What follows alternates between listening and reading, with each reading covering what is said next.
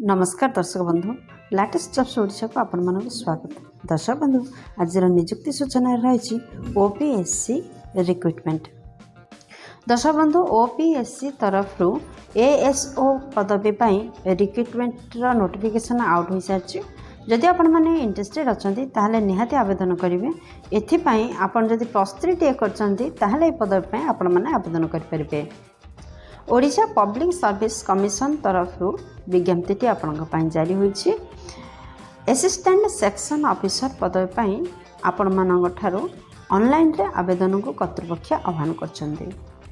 जदि आपण माने ए पदवी इंटरेस्टेड अच्छी ताहले एथिपाई जानतु से शिक्षागत योग्यता कौन रहा दरकार, बयस सीमा कौन रहा दरकार, दरमा केते मिलिबो, सिलेक्शन प्रोसेस कौन रही, प्लेस ऑफ पोस्टिंग केउठी रहइबो, आपणकर टोटल पोस्ट केते रही, इंपोर्टेंट डेट कौन रही, कौन इंपोर्टेंट नोट रही, कौन कौन डॉक्यूमेंट आपण पई दरकार हबो। जदि याको ऑनलाइन रे आवेदन करछन्ती आपण पई एप्लिकेशन फी अछि कि नाही सेसल देखिबे, याको किपरि आवेदन करिवे। दर्शक बंधु बर्तमान मुझे नहीं ओडिशा रे एक ट्रस्टेड जॉब पोर्टल साइट को। जदि आपण मैंने पेज रे पहुँचवा चाहते ताहले आपण देखुवा वीडियो तले description box row first link रे क्लिक करंतु, आपण माने ए पेज रे पहुँच पारे। ओपीएससी एएसओ रिक्रुटमेंट 2025 रो डिटेल्स रे रही। ऑर्गेनाइजेशन नेम कौन रही देखंतु, Odisha public service commission OPSC तरफ विज्ञप्ति जारी होची। टाइप ऑफ जॉब रहिबा आपनकर परमानेंट टाइप रो जॉब। कैटेगरी विषय जदि कहबा ताहले स्टेट गवर्नमेंट जॉब अटे, माने ओडिशा रो गवर्नमेंट जॉब अटे। नेम ऑफ पोस्ट देखंतु केउ पोस्ट पय विज्ञप्ति जारी होची। आपनकर असिस्टेंट सेक्शन ऑफिसर एएसओ पदवी पय आपनकर विज्ञप्ति जारी होची। एप्लिकेशन मोड आपनकर ऑनलाइन रे रहउची। आपण चाहे निज निज मोबाइल रो किंबा कंप्यूटर रो किंबा कौन से नेट पॉइंट रो यह आवेदन करें। क्यों मैंने यह अप्लाई करें देखु आम ओडिशार समस्त कैंडिडेट यही पदवी आवेदन करें। आपणकर निजुक्ति स्थान ओडिशा रे रहिबो। लास्ट डेट रोचे 9/6/2025। दर्शक बंधु जदि आम जेंडर विषय कहबा ताहले उभय पुरुष प्रार्थी एवं महिला प्रार्थी यही पदवी आवेदन करें। ओपीएससी एएसओ रिक्रुटमेंट 2025 रो इलिजिबिलिटी क्राइटेरिया रे प्रथम देखने शिक्षागत योग्यता कौन रहा आवश्यक। जदि आपण मैंने केवल +3 सहित कंप्यूटर करथिबे ताहले आपण मैंने यह पदवी आवेदन करें। ग्रेजुएशन बाध्यतामूलक रही। यह सहित आपण मैंने कंप्यूटर नॉलेज जानथिबा मते दरकार, ताहले आपण मैंने यह पदवी आवेदन करें। एज लिमिट विषय में आम जदि कहबा ताहले आपणकर सर्वनिम्न बयस 21 वर्ष एवं सर्वाधिक बयस 32 वर्ष होते आपण मैंने यह पदवी आवेदन करें। जदि आपण मैंने जनरल केस आसछन्ती, जदि यह छड़ा आपणकर एज रिलैक्सेशन मध्य रही गवर्नमेंट नियम अनुसार। जदि आपण मैंने ओबीसी कैंडिडेट होइथिबे 3 वर्षर एज लिमिट आपण कोहल कर दि जाए, जहाँफल आपण मैंने 35 वर्ष पर्यंत फॉर्म अप्लाई करें। जदि आपण मैंने एसटी एससी पीडब्ल्यूडी किंबा एक्स सर्विसमैन अटंती ताहले 5 वर्षर एज रिलैक्सेशन आपण मानक रोचे, जहाँफल आपण मैंने 37 वर्ष पर्यंत फॉर्म अप्लाई करें।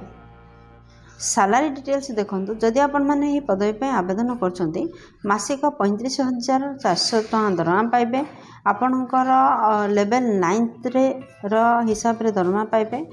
तो देखंतु जदि सिलेक्शन प्रोसेस किपरि कौन रही देखंतु, एथिपाई एग्जाम रा व्यवस्था अछि, रिटन एग्जाम रा व्यवस्था अछि, एमसीक्यू क्वेश्चन पड़िबो। सेकेंड रे आपणकर कंप्यूटर स्किल टेस्ट रा व्यवस्था रही। थर्ड रे डॉक्यूमेंट वेरिफिकेशन रहिबो। दर्शक बंधु एत जानले आपण पई कौन कौन इम्पोर्टेंट प्रोसेस दे आपण को सिलेक्शन आपणकर हबो। वर्तमान देखंतु एप्लिकेशन फी अछि कि नाही। जदि आम एप्लिकेशन फी विषय कहबा ताहले जनरल कैंडिडेट पई फ्री रही, ईडब्ल्यूएस कैंडिडेट पई मध्ये फ्री रही, आपणकर फिजिकल हैंडिकैप्टर पई फ्री, एसटी एससी पई मध्ये फ्री रही।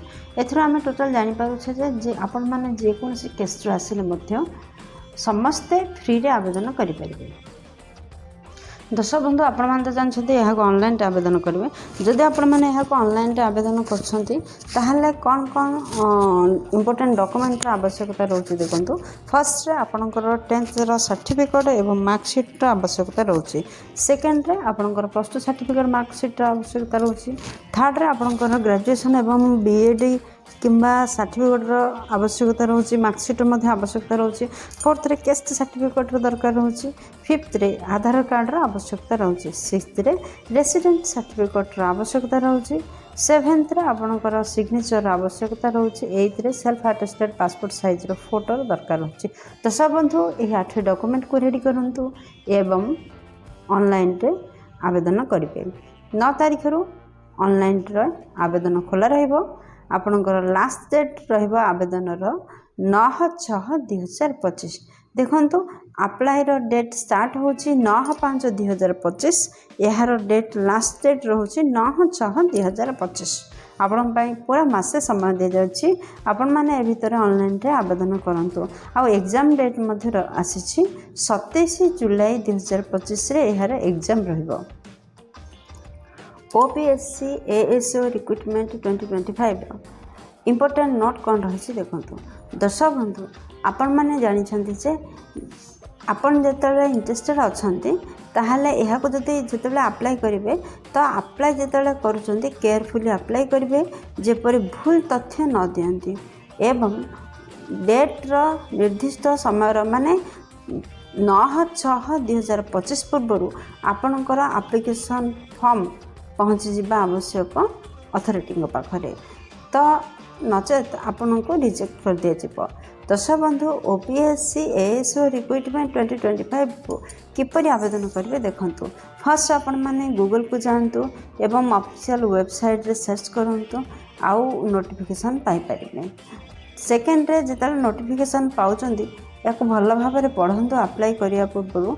थर्ड रे देखु जितेबले डिटेल्स रिक्वायरमेंट जहाँ सब मगाई जिते रजिस्टरिंग कर कौन कौन डॉक्यूमेंट देते तार गोटे नोट करूँ। फिफ्थ रे अपलोड करूँ आपण रिसेंट पासपोर्ट साइज फोटो और सिग्नेचर को। सिक्स्थ रे आपण मैंने अथॉरिटी द्वारा जो डिक्लेरेशन पाई भल भाव पढ़ते और से एग्री हूँ। सेवेन्थ रे आपन को तो कौन भी फी पेमेंट करवार ना। 7, 8, 9 नंबर को इग्नोर करूँ।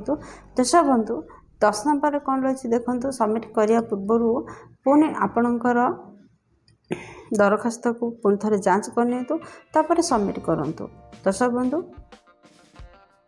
आपण एप्लिकेशन फी किसी भी ना आपण मैंने देयमुक्त आवेदन करूँ एवं सबमिट बटन रे क्लिक करने पूर्व दरखास्त को पुणी थे भल भाव पढ़ु तापर आपण सेंड करें। दर्शक बंधु आशा कर भिडियो आपंकर बहुत कम आसो। जब किसी भी उपकार करें वीडियो गोटे लाइक कर दिखाँ सांग मान सहित यथेष्ट परिमाण सेयार करूँ। चैनल नुआ थे चैनल को निहाती सब्सक्राइब करूँ कहीं प्रतिदिन प्रकाश पाता नुआ नुआ सरकारी नियुक्ति विषय में चैनल टी प्रसारण कर।